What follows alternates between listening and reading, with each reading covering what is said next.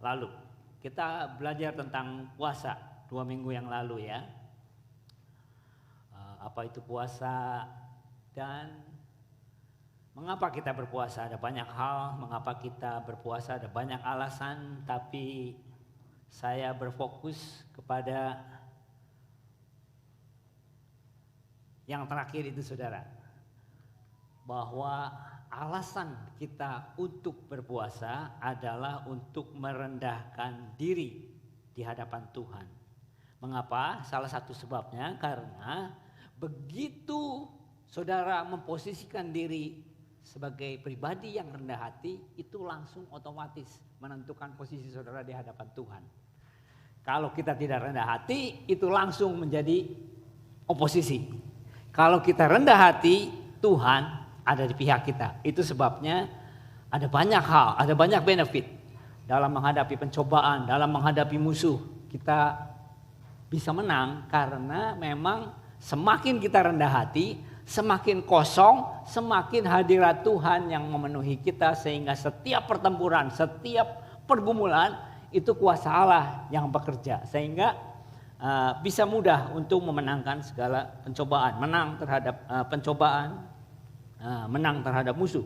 Nah, saya juga membahas tentang prayer minggu lalu, bahwa ada banyak istilah-istilah prayer dalam Alkitab saudara, doa, prayer. Kalau diterjemahkan dalam Alkitab Ibrani aslinya itu enggak cuma satu kata, ada banyak dan artinya macam-macam. Tapi yang paling banyak di antara semua adalah kata tefillah atau prayer. Dan minggu lalu saya jelaskan dengan detail ya, lebih detail apa arti tefillah. Tefillah adalah kata benda, doa yang berasal dari kata kerja palal. Nah, kenapa kata dasarnya palal ini hanya sekedar pengetahuan aja ya. Kalau kita kan kata dasar biasanya kata benda ya. Kata benda. Kalau Ibrani lain, dia memang karena dia action based language, jadi kata dasarnya dari kata kerja. Lain dengan kita yang dibesarkan di budaya Greco-Roman gitu. Biasanya kan kata dasar itu kata benda, bahkan kata benda abstrak dan sebagainya. Ini oke, suara saya ya? Baik. Sebagai contoh misalnya, kalau ditanya apa definisi kasih? Nah, saudara yang punya reception handphonenya boleh nyalain. Google deh. Definisi love. Webster. Oxford atau apa. Saudara bisa bayangkan definisinya apa ya? Suatu apa tuh? Strong affection to one another misalnya gitu. Atau apa gitu apa. Tapi kalau ditanya kepada konsep Ibrani, apa tuh kasih? Jawabannya kasih adalah sabar. Kasih adalah murah hati. Kasih adalah tidak cemburu. Kasih tidak selfish. Verb semuanya action ya. Makanya ada istilah love is a verb katanya. That's Jewish mindset itunya. Karena memang dari cara berpikirnya dia. Atau misalnya botol kosong. Botol kosong. Coba ada orang buta yang belum pernah lihat botol kosong. Tolong jelaskan botol kosong ini apa?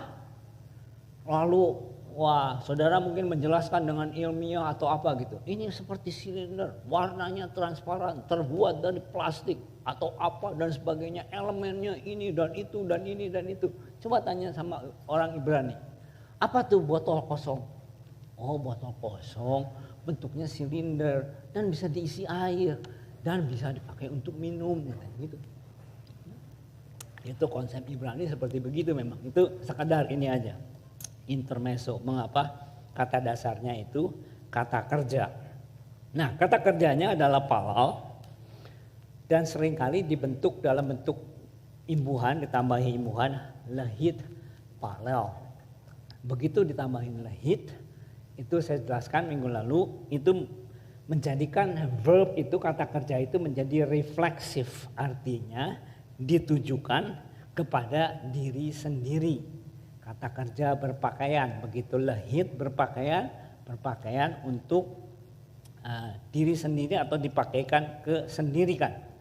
Dan menjadikan definisi doa menurut Hebraic mindset itu berarti introspeksi yang menghasilkan ikatan antara makhluk ciptaan dengan sang pencipta, antara kita dengan Allah, sebagaimana ikatan seorang anak dengan ayahnya. Itu sebabnya Yesus ketika mengajarkan berdoa seringkali memakai istilah atau hubungan bapa dengan anak, karena itulah salah satu hubungan yang terdekat. Nah, ada satu nats yang agak aneh yang mungkin saudara nggak sadar, tapi sering kita nyanyikan, termasuk hari ini kita menyanyikannya, yaitu nats yang diambil dari Yesaya 56 ayat 6 dan 7. Dan orang-orang asing yang menggabungkan diri kepada Tuhan untuk melayani Dia, untuk mengasihi nama Tuhan dan untuk menjadi hamba-hambanya, semuanya yang memelihara hari Sabat dan tidak menajiskannya, dan yang berpegang kepada perjanjianku. Mereka akan kubawa ke gunungku yang kudus dan kuberi kesukaan di rumah doaku. Aku akan berkenan kepada korban-korban bakaran dan korban-korban sembelihan, dan mereka yang dipersembahkan di atas mezbahku, sebab rumahku akan disebut rumah doa bagi segala bangsa. Nah, di dalam bahasa Inggris, kalau saudara lihat, saya cek beberapa terjemahan, semuanya sama, semua mirip semua gitu. Tapi sekali lagi saya katakan, thank God for internet dan Google ya. Saya tidak perlu ngerti bahasa Ibrani, tapi mereka yang bisa menjelaskan kepada saya. Ternyata dalam bahasa aslinya saudara, itu bukannya tulisannya itu ya, bukan ditulis my house of prayer seperti diterjemahkan banyak bahasa Inggris. Kalau cek itu di NIV di mana, itu terjemahannya my house of prayer. Tapi yang aslinya ternyata saudara, the house of my prayer. Mirip sama bahasa Indonesianya ya, rumah doaku. Nah, kunya siapa? Kita atau Tuhan? Tuhan ya. Jadi yang berdoa siapa? Tuhan yang berdoa. Jadikan aku Tuhan yang berdoa. Menjadikan satu hal aneh ya. Kalau Tuhan yang berdoa, dengan siapa dia berdoa? Rumah doa itu bukan konsep, Tuhan mau berdoa ya. Ini pakai rumah saya dong, sok pakai aja. Saya mau shopping, Tuhan ini berdoa. Bukan begitu. Rumah doaku di dalam konsep Ibrani inilah konsep lahit palel tadi.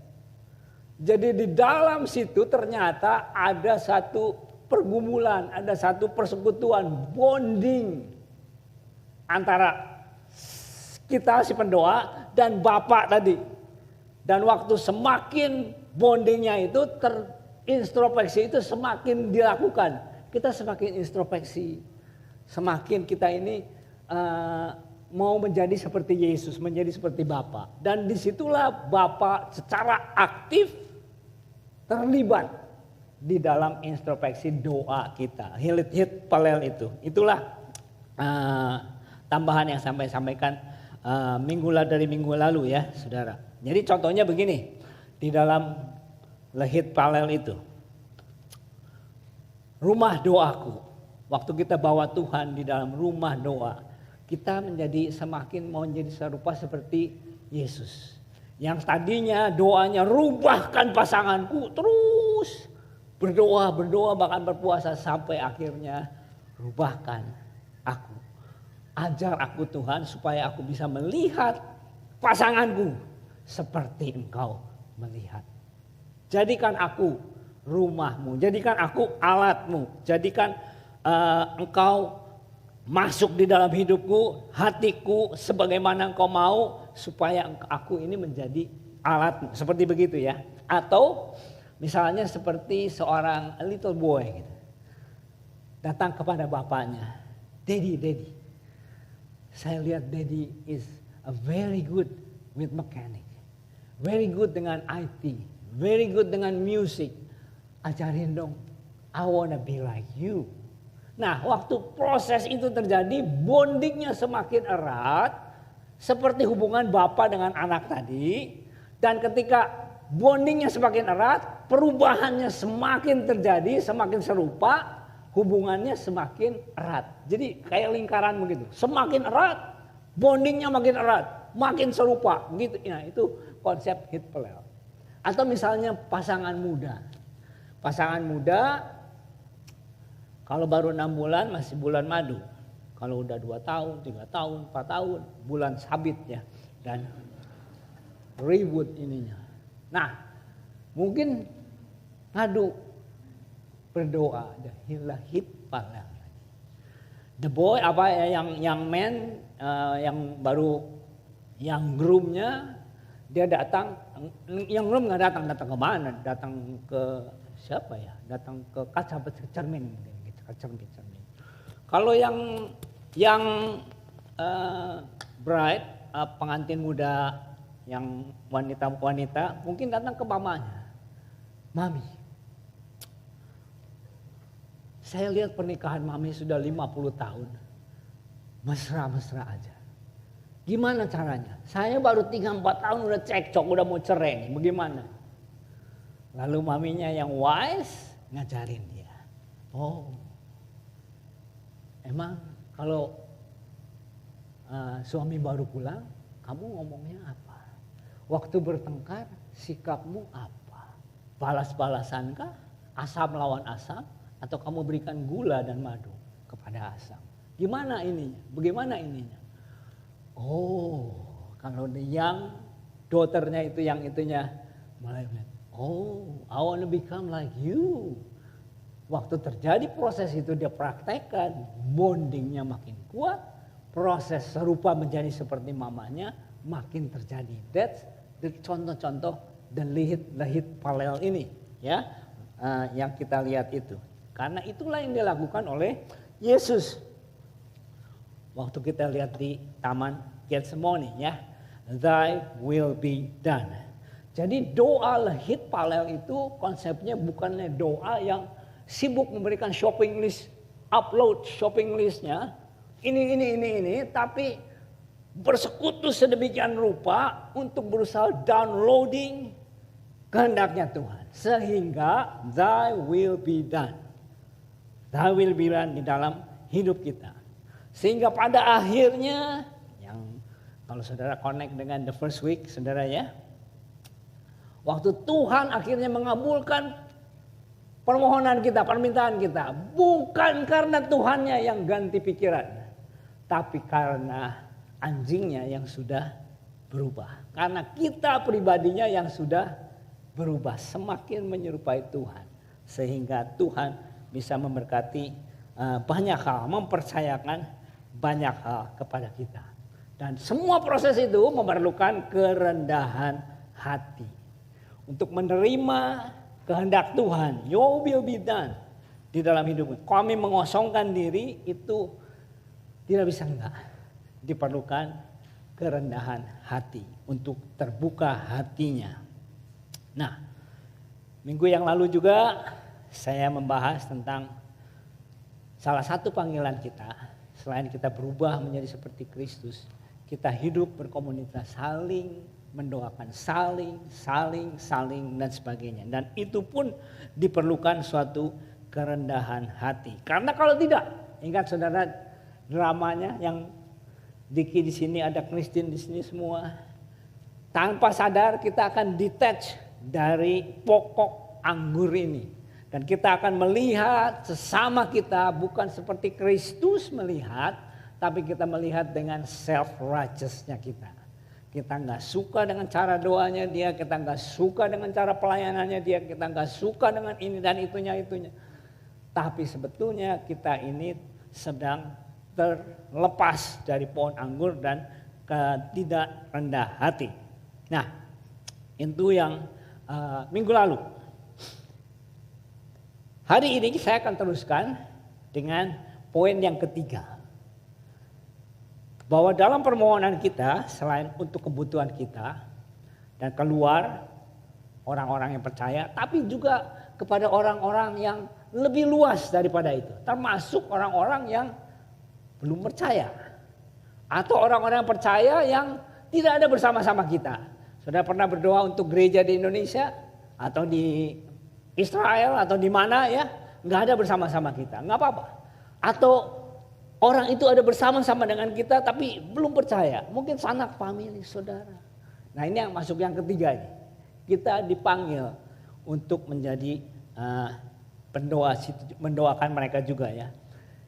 Itu yang disebut sebagai pendoa syafaat. Nah ini perlu saya jelaskan karena pendoa syafaat itu udah jadi prejudis yang orang suka salah kaprah atau salah paham dengan pendoa syafaat. Wah, pendoa syafaat itu hanya untuk orang-orang yang doanya 4-5 jam sehari Pak. Atau orang yang punya titel di gereja. Nah itu baru pendoa. Kenapa? Karena beberapa tahun yang silam saya ingat waktu kita masih di Castle Tower, ada ibu-ibu yang datang kepada saya, Bapak, saya udah ngajak lu si Bapak itu untuk doa Jumat malam. Karena Bapak itu suka kritik terus dengan persekutuan doa kita. Kenapa doanya nggak begini, kenapa nggak begitu, kenapa nggak semalam suntuk, kenapa nggak begini dan begitu. Jadi saya ajak ngapa itu Pak, untuk ya ikut aja dulu dengan persekutuan doa yang ada katanya. Tapi Bapak itu jawab katanya, oh enggak, itu untuk pendoa katanya. Nah ini saya mau jelaskan saudara. Saya mau jelaskan supaya jangan salah kaprah bahwa panggilan ini untuk semua orang percaya. Kalau nggak percaya saudara coba cek. Siapa di sini yang nggak pernah pokoknya seumur-umur nggak pernah berdoa untuk orang lain. Berdoa untuk sanak famili, berdoa untuk teman kerja, berdoa untuk teman di Indonesia yang belum kenal Tuhan, famili yang belum pernah kenal Tuhan, atau berdoa untuk orang Kristen juga yang gak ada bersama-sama saudara. Pokoknya gak pernah sama sekali. Siapa ada di sini? Pernah, minimal sekali seumur hidup mungkin ya.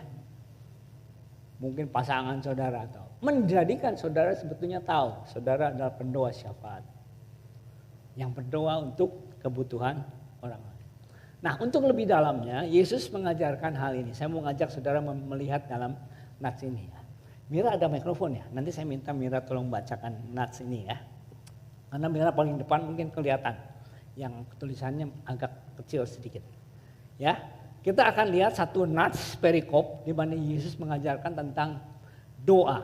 Yang saya maksudkan di dalam Lukas ayatnya yang ke pasal 11 ini ya, dari 1 sampai ke I don't know. Nantilah sampai 3 slides ya. Saya Mira kelihatan ya? Oke. Saudara yang bisa buka. Saudara yang enggak bawa itu silakan dengarkan Mira baca ayat ini ya. Tentang pengajaran Yesus tentang hal doa. Silakan. Lukas 11 ayat 1. Pada suatu kali Yesus sedang berdoa di salah satu tempat. Ketika ia berhenti berdoa, berkatalah seorang dari murid-muridnya kepadanya, Tuhan, ajarlah kami berdoa, sama seperti yang diajarkan Yohanes kepada murid-muridnya. Jawab Yesus kepada mereka, apabila kamu berdoa, katakanlah, Bapa, dikuduskanlah namamu, datanglah kerajaanmu, berikanlah kami setiap hari makanan kami yang secukupnya, dan ampunilah kami akan dosa kami, sebab kami pun mengampuni setiap orang yang bersalah kepada kami, dan janganlah membawa kami ke dalam pencobaan. Lalu katanya kepada mereka, jika seorang di antara kamu pada tengah malam pergi ke rumah seorang sahabatnya dan berkata kepadanya, Saudara, pinjamkanlah kepadaku 3 roti, sebab seorang sahabatku yang sedang berada dalam perjalanan singgah ke rumahku, dan aku tidak mempunyai apa-apa untuk dihidangkan kepadanya, masakan ia yang di dalam rumah itu akan menjawab, jangan mengganggu aku, pintu sudah tertutup, dan aku serta anak-anakku sudah tidur, aku tidak dapat bangun dan memberikannya kepada saudara. Aku berkata kepadamu, sekalipun ia tidak mau bangun dan memberikannya kepadanya, karena orang itu adalah sahabatnya, Namun karena sikapnya yang tidak malu itu, ia akan bangun juga dan memberikan kepadanya apa yang diperlukannya. Oleh karena itu, aku berkata kepadamu, mintalah, maka akan diberikan kepadamu. Carilah, maka kamu akan mendapat. Ketuklah, maka pintu akan dibukakan bagimu. Karena setiap orang yang meminta, menerima, dan setiap orang yang mencari, mendapat, dan setiap orang yang mengetuk, baginya pintu dibukakan. Bapa manakah di antara kamu, jika anaknya minta ikan daripadanya, akan memberikan ular kepada anaknya itu ganti ikan? Ya, dan seterusnya ya. Ini hanya sekedar pengetahuan aja. Kok ilustrasinya Yesus ini aneh amat sih? Ikan, ular, telur, kalajengking, roti, batu kalau saudara ya itu. Itu karena pada zaman itu konteksnya sangat-sangat relevan. Karena pendengarnya itu nelayan, petani. Nelayan kerjaannya apa? Mancing, lempar jala. Ketika ditarik, yang di target itu adalah ikan. Tapi yang ada di jala biasanya apa? Batu, belut. Nah, ini ularnya harusnya belut, bukannya ular. Jadi karena makanan sehari-harinya orang Israel itu adalah roti dan ikan, jadi nyebutnya siapa yang minta ikan dapatnya belut atau ular gitu. Jadi pada zaman itu relevannya seperti begitu saudara ya. Nah, tapi ada satu bagian nats di tengah-tengah tadi menceritakan satu perikop yang agak aneh. Natsnya saya baca lagi sekali lagi ya. Yaitu begini. Lalu katanya kepada mereka, jika seorang di antara kamu pada tengah malam pergi ke rumah seorang sahabatnya dan berkata kepadanya, saudara pinjamkanlah kepadaku 3 roti. Sebab seorang sahabatku yang sedang berada dalam perjalanan singgah ke rumahku dan aku tidak mempunyai apa-apa untuk dihidangkan kepadanya. Masakan ia yang di dalam rumah itu akan menjawab, jangan mengganggu aku. Sebab pintu sudah tertutup dan aku serta anak-anakku sudah tidur. Aku tidak dapat bangun dan memberikannya kepada saudara. Aku berkata kepadamu, sekalipun ia tidak mau bangun dan memberikannya kepadanya, karena orang itu adalah sahabatnya, namun karena sikapnya yang tidak malu itu, ia akan bangun juga dan memberikan kepadanya apa yang diperlukannya. Berapa banyak saudara yang mengerti apa yang terjadi? Masih bingung ya? Karena itu saya mau minta tolong 3 pribadi yang akan bermurah hati untuk menjelaskan, membuat kita lebih jelas lagi dengan mendramatisasikan nats ini saudara. Jadi saya minta 3 ya.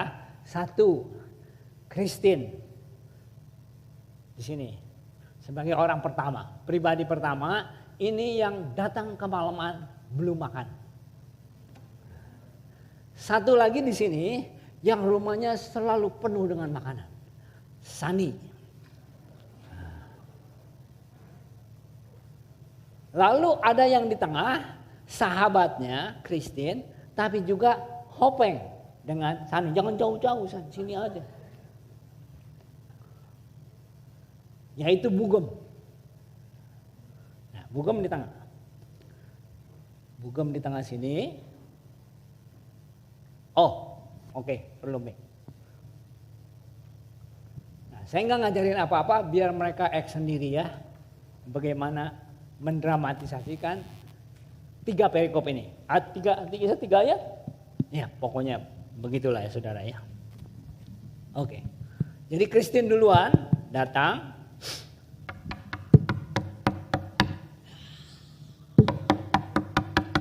Cirut, bukain dong, lapar.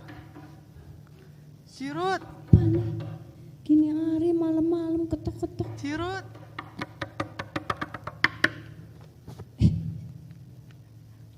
Cirut, sore nih malam-malam. Dari mana kamu? Dari Siti, Dugem sama Cisu, tapi nggak dikasih makan, cuma dikasih alkohol. Aku Sialan. lapar nih, minta makan dong. Masuk. Iya. Christine malam-malam. Iya. Tunggu, duduk dulu Tin. Iya. Aku lihat dulu ya, kulkas masih ada nggak rasanya Ci, sih? jangan yang di kulkas, yang bikinin nasi uduk gitu yang susah, jangan pakai santan yang Yang di steam gitu kayak itu yang Ya enak. ampun susah Yang banget. kayak di Indo itu. Nggak punya itu sih. Iya, kan udah bangun sekalian lah. Tunggu ya. Iya. Kayaknya Nah, saya kalau enggak ini kurang sobernya ini gedeknya masih hilang. nanti aku cek sama Hopeng saya ya. Iya. Semoga dia belum tidur. Ya bangunin aja lah. Kamu gitu. duduk aja dulu ya. Oke.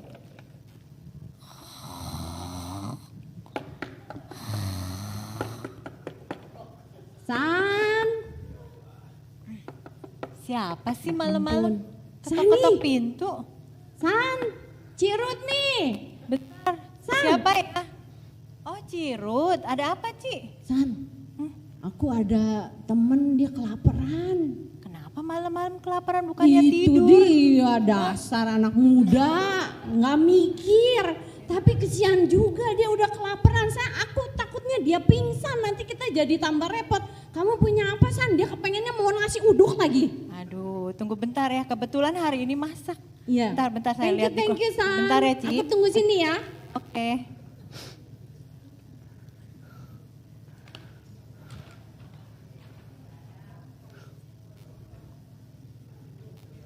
Ci, nih ada Ci. Wow, Bentar. ada ya? Ada. Hebat banget kamu. Nasi uduk aja nyetok. Ih banyak, aku bisa kebagian juga. Thank you ya. Iya. Ya udah kamu tidur lagi deh. Oke, Ya, sama-sama. Thank you. Bye. Bye bye. Jangan duduk dulu. Tin nasi uduk Tin. Ada Ci, ada. Lengkap nggak nih Ci? Sanin. Ya. Well. Tepuk tangan dulu. Jangan duduk dulu. Kumpul dulu, Mau kumpul. dikasih hadiah. Iya. Saya jelaskan sedikit ya. Ininya. Ya luar biasa, saya cuma berikan ayatnya, coba tolong dikerjain. Waduh, bisa detail sekali saudara ya. Nggak nyangka talenta-talenta di Eklesia ini. Baik, saya akan jelaskan. Christine memiliki kebutuhan, tapi tidak tahu kemana dia harus mencari kebutuhannya. Bugam di sini memiliki rasa kasihan, tapi tidak bisa memberikan kebutuhan atau menjawab kebutuhan dari Christine.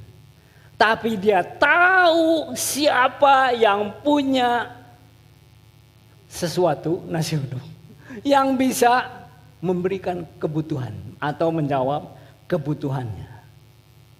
Orang ini namanya intercessor. Orang yang berdiri di antara orang yang membutuhkan dan Bapa di surga yang penuh dengan hal-hal yang bisa memberikan jawaban atau kebutuhan. Dan orang ini yang mengetuk dan mengetuk, yang mencari dan terus mencari dan meminta, terus meminta. Untuk siapa? Untuk dirinya sendiri? No. Untuk orang yang mencari kebutuhan itu. That is the intercessor. Dan alasannya kenapa dia bisa berhasil mendapatkan apa yang dibutuhkan, karena orang ini memiliki hubungan yang baik dengan orang ini. Kalau orang ini tidak di pihaknya ini, jangan kata dikasih nasi uduk, diubek-ubek ya yang ada. Kenapa dia marah ketika dibanguni? Rumah zaman dulu itu nggak seperti rumah sekarang. Ada ruang tamu, kamar, apalagi kamarnya di atas, ketuk-ketuk nggak jadi masalah. Zaman dulu nggak ada, ruangannya cuma 2 ruangan. Ruangan big hall, sama ada ruangannya agak kecil ke bawah. Biasanya orang hewan suka ditaruh di situ. Cerita Natal begitu ya saudara itunya, saya nggak terlalu mendetail. Sehingga semua orang melakukan aktivitasnya di ruangan itu. Tidur ya di situ, masak ya di situ. Jadi kalau misalnya malam-malam dibangunin, dia harus nyalakan semua, ngerja di situ, bangunin seisi rumah. Itu sebabnya dia berkata, Kami sudah tidur, nggak bisa ngerjain begitu. Kami akan membangunkan semua orang serumah. That's untuk saudara mengerti ya ininya. Thank you.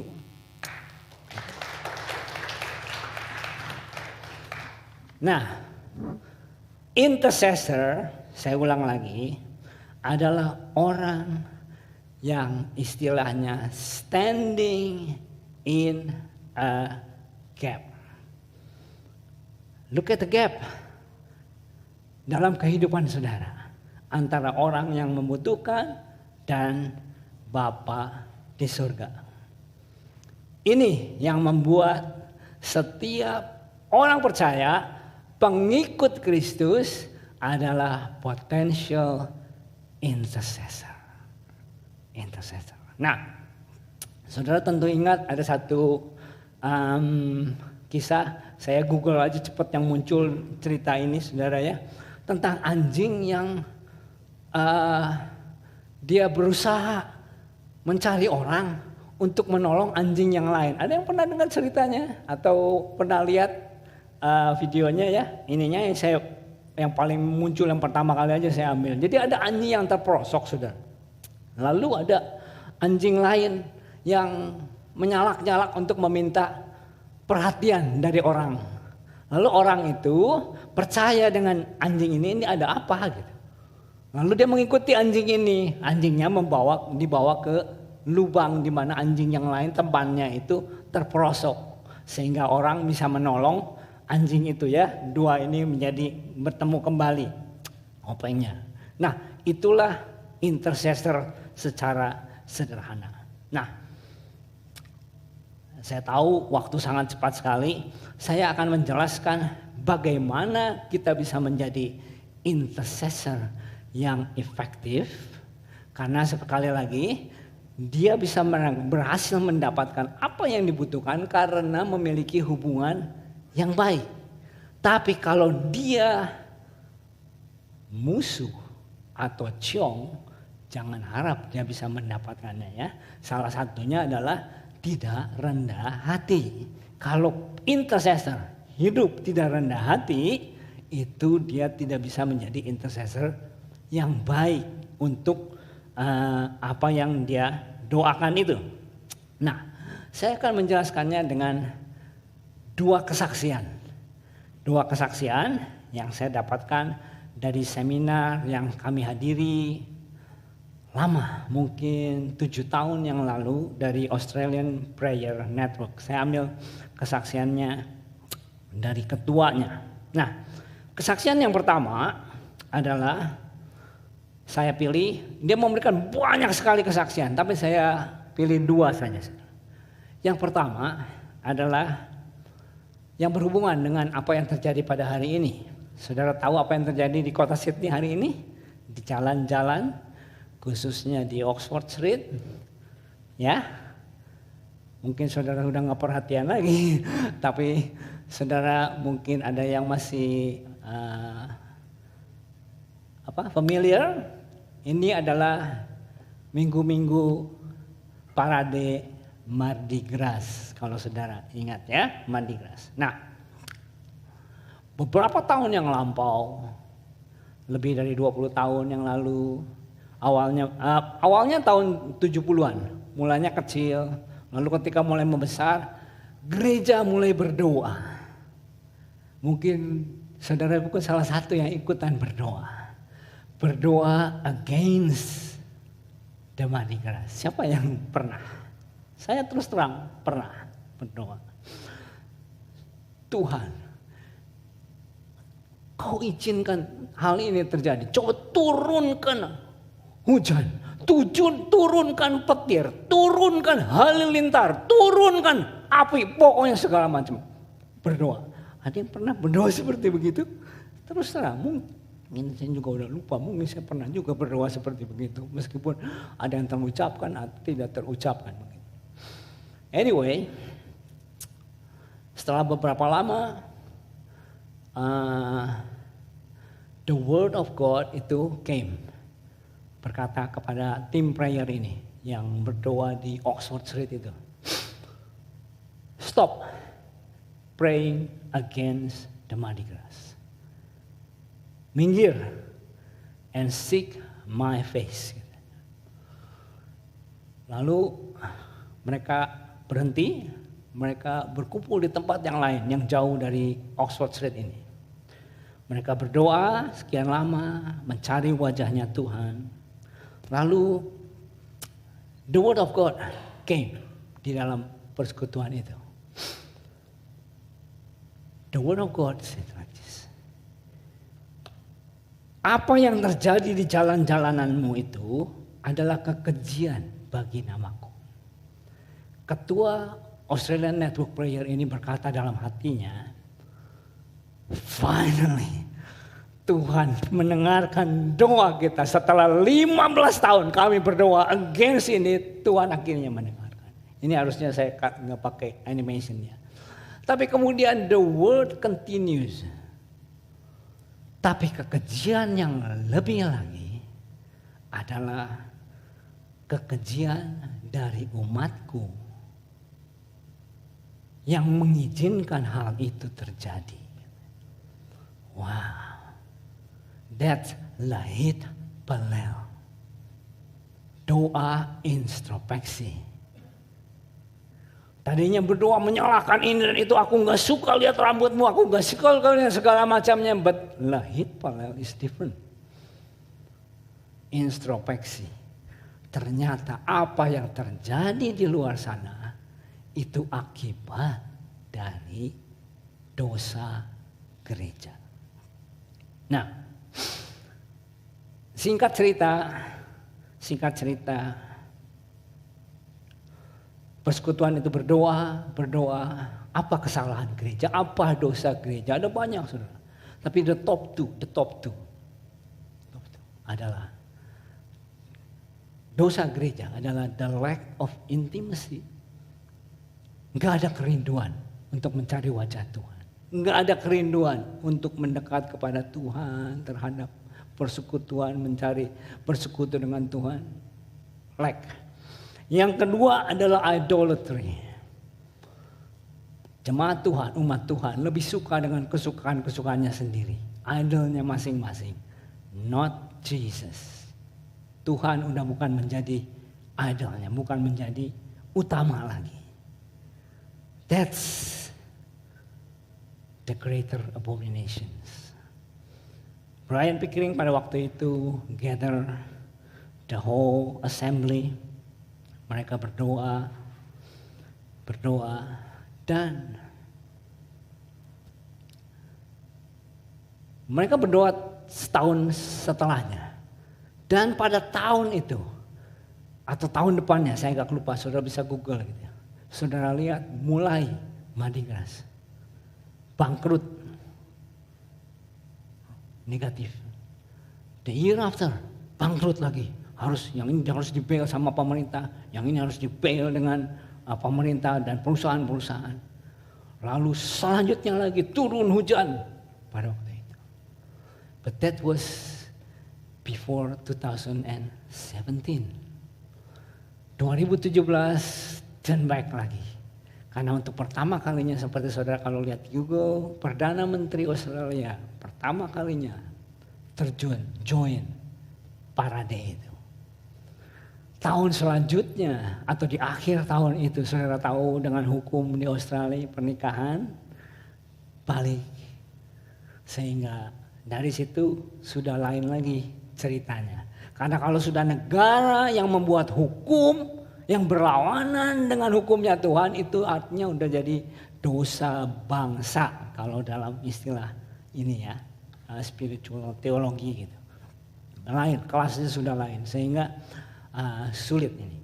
But itu yang pertama saudara, ilustrasi yang pertama, bahwa di dalam seorang intercessor bisa efektif, keep knocking, keep asking, keep cari, itu bisa mendapatkan hasil karena yang pertama dia memiliki father's heart, belas kasihan. Yang kedua dia punya good relationship dengan the Father. Dia punya humility, dia punya a holy living. Karena kalau dia nggak punya humility dan holy living, itu sulit. Dan dari contoh yang tadi kita lihat, the hit parallel, introspeksi, nggak cepat-cepat menyalahkan dulu ininya, tapi ada apa? Do it in me first. Kalau kita berdoa untuk righteousness di gereja atau di neighborhood atau di mana di negara ini, hit parallel itu do it in me first, make me righteous dulu gitu saudara. Ya, so itu yang mengizinkan Tuhan untuk bekerja melalui atau di dalam kita. Yang terakhir, dari kesaksian yang sama di Australian Prayer Network. Saudara yang cukup lama tinggal di Australia, lebih dari 20 tahun, saudara tentu ingat ada satu masa di mana Australia sangat-sangat kemarau. Kurang air, gak boleh cuci mobil, gak boleh ngapa-ngapain. Saudara ingat itu? Yang udah cukup lama, siapa ya 20 tahun mungkin? Nah, Lena gak tahu udah pulang belum ke Indonesia. Gak boleh nyirem bath, rumah, gak boleh sama sekali. Itu lama sekali, gak ada turun hujan, kemarau. Itu saya dengar dari waktu itu saya masih kerja di toko retail, rep-rep yang baru datang dari pedalaman itu, aduh kesiannya, itu mandinya hanya dari baskom gitu saudara, hanya muka, cuci ketiak, udah aja. Mandi itu seperti begitu, nggak bisa tiap hari. Nah, setelah bertahun-tahun, secara natural orang minta gereja, terutama persekutuan-persekutuan seperti Australian Prayer Network, mereka minta untuk berdoa dong, pray supaya turun hujan. Nah, Brian pikirnya bersaksi hal ini, menyaksikan hal ini. Ada satu hal yang hesitate, membuat dia agak ragu. Gampang sebetulnya kirim kepada member prayer ini. Mari kita kumpul hari 1 kali Jumat untuk berdoa, untuk minta hujan dan sebagainya. Gampang. Tapi kayaknya enggak, bukan itu, bukan ini. Sehingga dia membuat satu program lain. Dia kumpulkan dan mereka juga berdoa lagi. Mereka lakukan 40 hari pada waktu itu. Berdoa, berpuasa, mencari wajah Tuhan. Dan kembali, the word of God came. Word of God bilang, jangan berdoa minta hujan.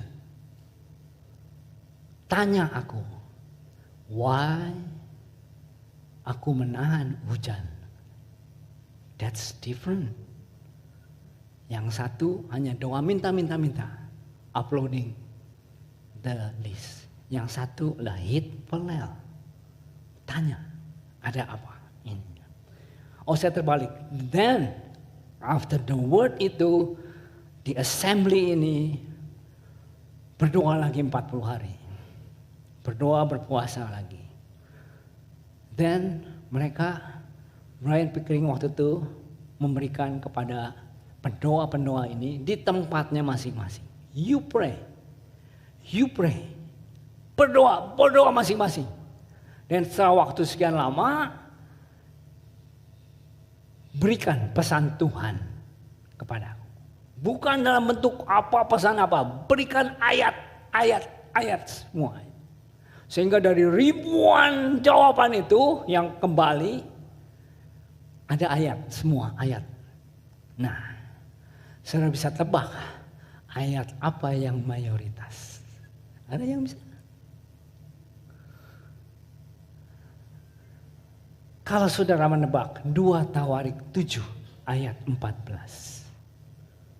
Di mana ayatnya berkata, dan umatku yang atasnya namaku kusebut merendahkan diri, berdoa dan mencari wajahku, lalu berbalik dari jalan-jalannya yang jahat, maka aku akan mendengar dari sorga, mengampuni dosa mereka, serta memulihkan negeri mereka. Cengli.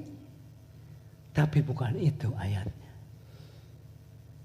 Ayat yang datang banyak, lebih dari semua nas-nas yang lain adalah nas dari, saudara mau tahu? Hagai 1. Mira bisa jawab, bacakan lagi ya.